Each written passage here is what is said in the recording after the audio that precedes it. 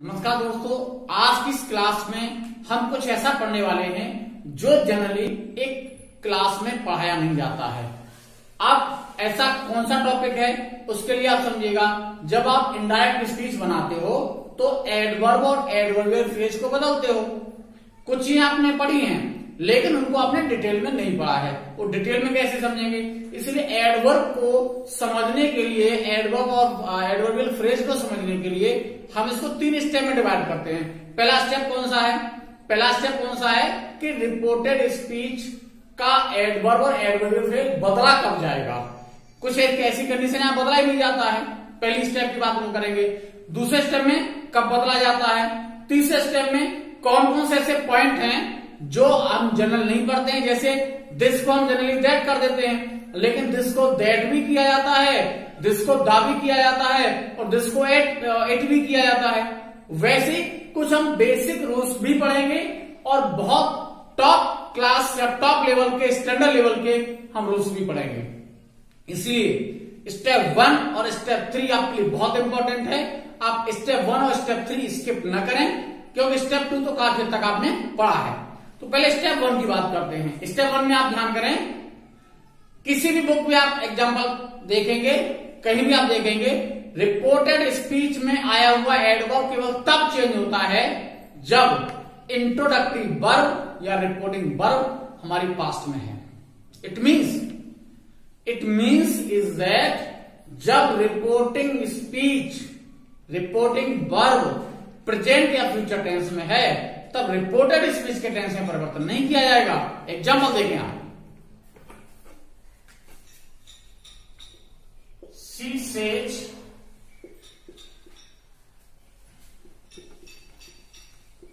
I came 2 days ago। आप एक general rule पढ़ते हो कि एगो आने पर उसको बिफोर में बदल दिया जाता है। कब बदला जाता है आप ध्यान करिएगा।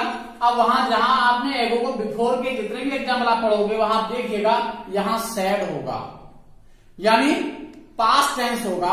पास्ट में तो ऑटोमेटिकली बदला जाएगा। क्यों बदला जाएगा वो भी आप समझिएगा। इसका क्या होगा? She says that, वो भी आपको बता रहा हूं पास्ट में क्यों बदला जाता है, यहां क्यों नहीं बदला जाता, वो भी आपको इंपॉर्टेंट मैं आपको बताने वाला हूं। आई फर्स्ट पर्सन है, सी से चेंज हुआ तो सी, चूंकि ये प्रेजेंट है फ्यूचर है, इसका टेंस चेंज नहीं होगा। केम 2 days ago।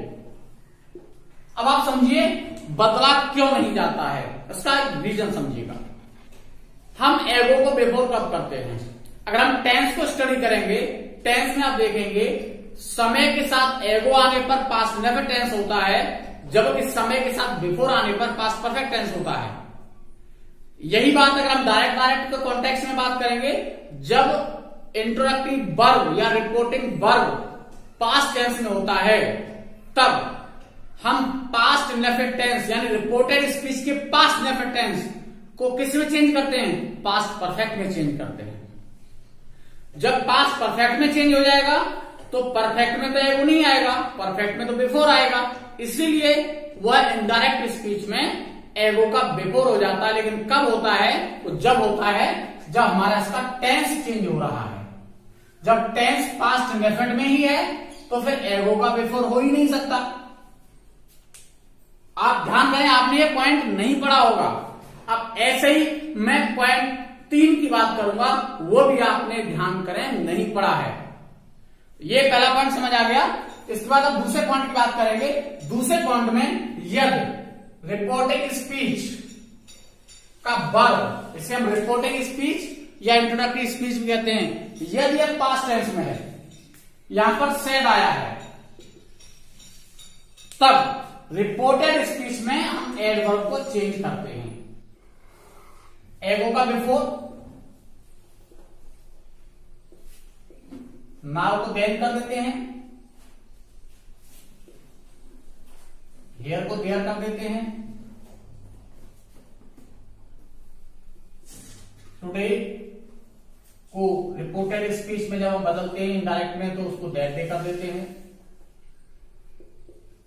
Tonight that night,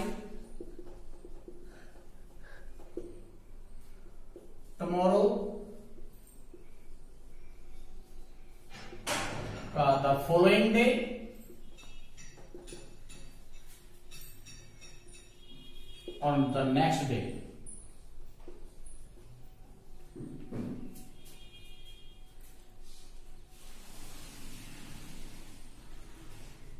Day after tomorrow,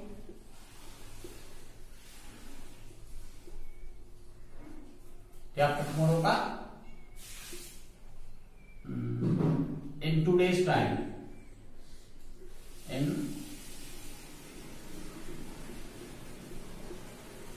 2 days time. Yesterday,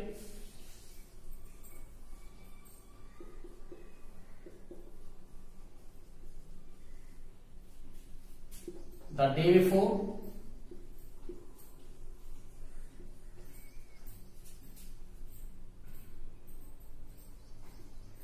day before yesterday, day before yesterday, हम इसे लास्ट yesterday के लिए यूज कर सकते हैं. 2 days before. दिस और दीज वाला मैं स्टेप 3 के लिए रख रहा हूं, वो आपको मैं इसमें डिटेल में पढ़ाने वाला हूं. तो एक जनरल आपका ये पढ़ते हो आप इसे, ये तो आपने जनरली पढ़ा हुआ है. जैसे अभी हम वही वाली बात करेंगे. She said, she came yesterday. अब ध्यान करिए, हम वही वाला एग्जाम्पल लिख देते हैं. शी केम 2 days एगो. अब ध्यान रखिए, यहां सेड आया है, वही एग्जाम्पल है तो आपको मैं पिछले वाले पॉइंट में बता रहा था. तो she said that, she third person है. अगर यहां आई है तो सी हो जाएगा, पिछले एग्जाम्पल मैंने दे रखा था. तो अगर सी दे रखा है तो सी थर्ड पर्सन चेंज नहीं होगा. अब ध्यान रखें, चूंकि ये पास्ट में है तो इसका टेंस चेंज होगा, और पास्ट परफेक्ट किसमें चेंज होता है? पास्ट परफेक्ट में चेंज होता है. हैड कम, और पास्ट परफेक्ट साथ एगो नहीं आता, इसलिए एगो को यहां चेंज करते हैं बिफोर में. 2 days बिफोर. और एग्जाम्पल देखें. He said to me, I am busy today.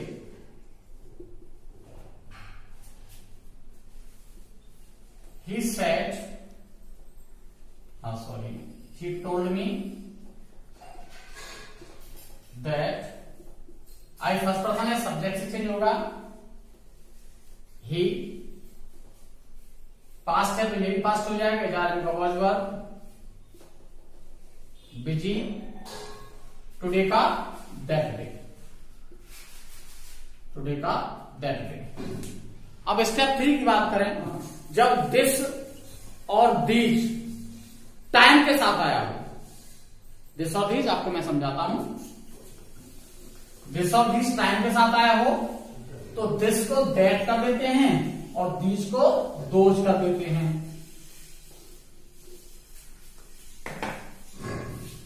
यानी दिस प्लस टाइम का हो जाता है दैट प्लस टाइम, और दीज प्लस टाइम का हो जाता है those plus time. Example, she said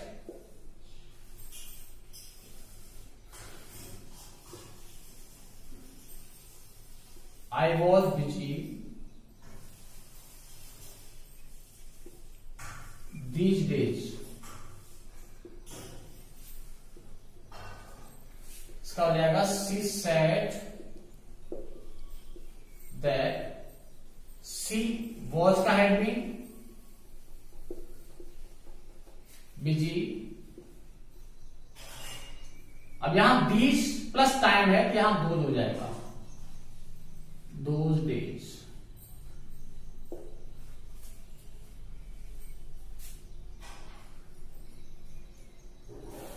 Sachin said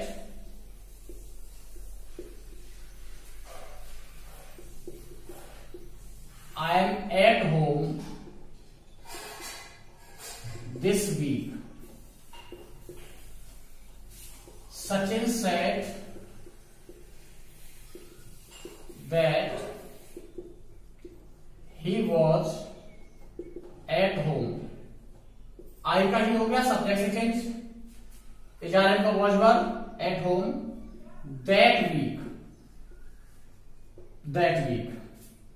ये तो हो गया हम दिस का दैट दिस का दोष करते हैं। अब यदि दिस और दीज के बाद, यदि दिस और दीज के बाद नाउन आता है, यानी यहां दिस और दीज एडजेक्टिव का काम करते हैं, वहां इनके साथ हम जो यूज करते हैं दिस को और दीज को हम चेंज करते हैं द में।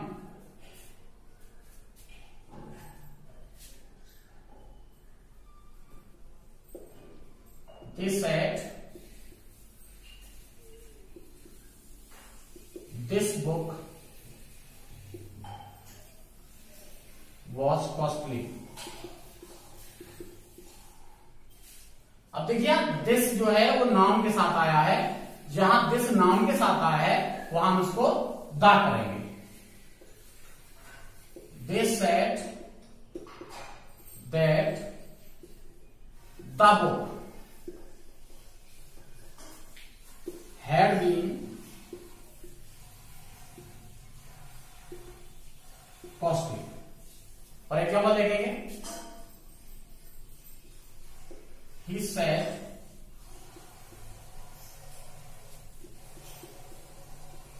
I know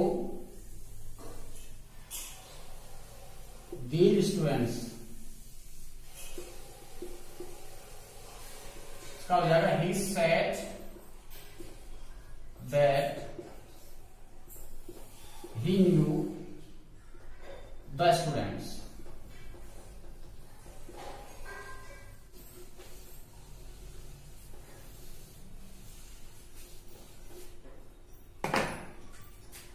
यदि दिस और दीज प्रोनाउन का कार्य करें,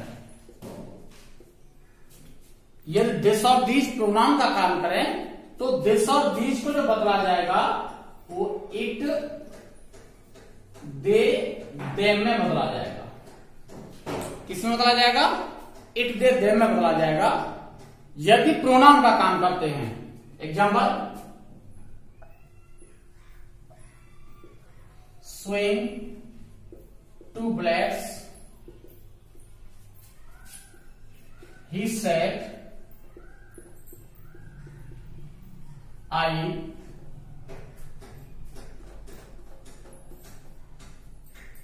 find these in the garden।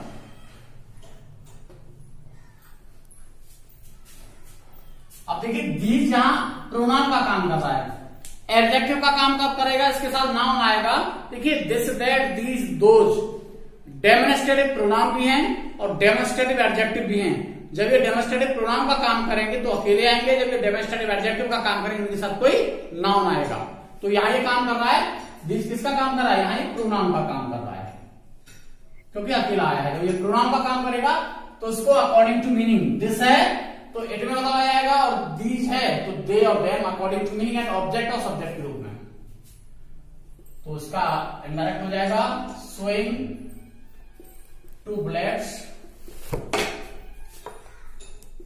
he said that। I first person है, he से चेंज हो जाएगा he found them, या दीज को देम में चेंज कर देंगे इन द गार्डन। तो ये थी एडवर्ब और एडजेक्टिव को लेकर के विशेष क्लास। इसमें अगर आपको कोई कंफ्यूजन है तो आप मुझे कमेंट करके बताएं, ताकि मैं अगली वीडियो में आपको और बेहतर समझाऊंगा। यदि आप चैनल पर पहली बार आए हो तो चैनल को भी सब्सक्राइब कर लीजिए, लाइक कर लीजिए, और नेक्स्ट क्लास में मैं आपसे मिलता हूं। तब तक के लिए नमस्कार।